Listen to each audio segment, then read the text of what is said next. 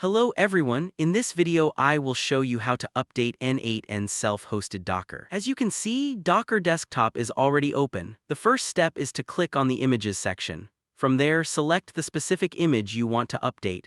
The image in this example is shown as N8N/IO-N8N. Click on the three dots next to it and select Pull.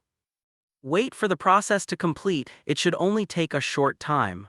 Once finished, you will see a message indicating that the image is up to date. The name displayed in your case may be slightly different, but the process is the same. After updating, close the confirmation window. Next, run the image again.